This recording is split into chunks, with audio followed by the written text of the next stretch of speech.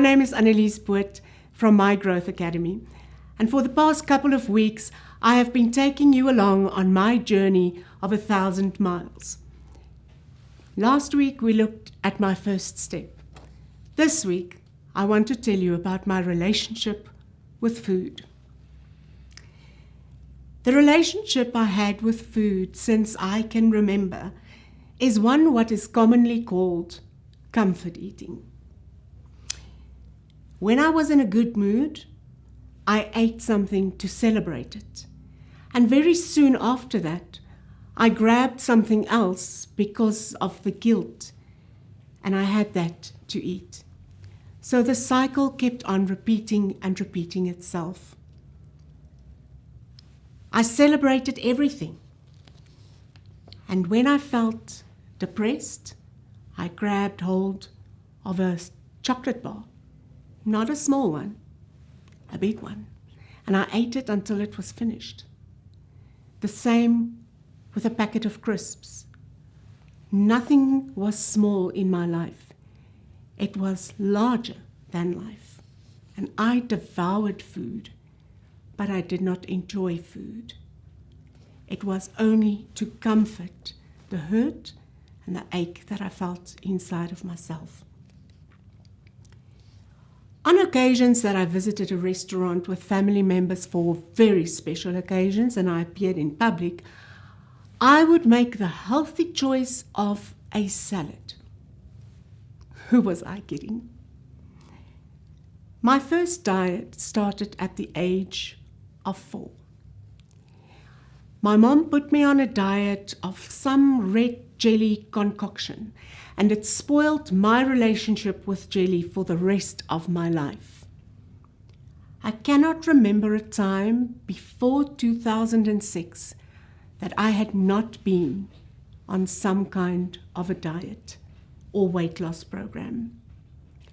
I tried pills, powders, shakes, spent tons of money. I lost the weight. Who wouldn't? On tuna, celery sticks, grapes. But here is why it did not work. After losing the weight and going back to normal meals, I gained the weight and I gained even more, doubling in size, ballooning. So, at 170 kilograms, I decided to take a different approach. No more diets. I would change my lifestyle. I realized that if I had gained the weight over 40 years, I was not going to lose the weight in 4 days, 4 weeks, or even 4 months. This was going to be a very long, very committed, and very challenging journey. And I had to prepare myself for it, and that my relationship with food would change forever. But I knew that it was going to be worthwhile. I took charge, and food no longer controlled me. I would love to share with you a few tips on how I fooled food. First of all, I ate 6 smaller meals a day, and I still do until today. I bought a smaller plate so that I could fool my brain into thinking that my plate was full. Because let's face it, sitting at a table with a plate as large as the others and looking at full plates compared to your little bit of food on your plate, there's nothing as heartbreaking as that and makes you grab for a chocolate again. I didn't eat after 7 o'clock at night. But if I really had the urge to eat something, I snacked on some popcorn.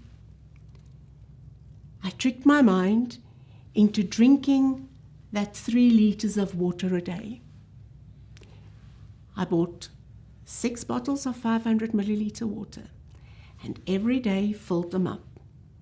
I drank 2 bottles in the morning, 2 bottles during the afternoon, and 2 bottles during the evening, taking in my daily 3 liters of water. I cut out all soda drinks. Sugar was a no-no. But when the craving really hit me hard, I tricked my mind and I only bought bite-sized chocolates, and I had one. If I craved chips, I bought the lunchbox serving, the smaller packet, and I had one, satisfying the craving. And so I fooled my mind into thinking that it was still getting what it was used to before. That craving was then soon satisfied, and I could continue doing what I was busy doing. In a restaurant, I never ordered the salad ever again. I selected something that I liked. I knew that my next meal would then have to make up and be adjusted for what I had just ordered and eaten. Instead of ordering the large pizza, I would order a small or maybe a medium. And if I got invited to cake and tea, I enjoyed it, but in moderation.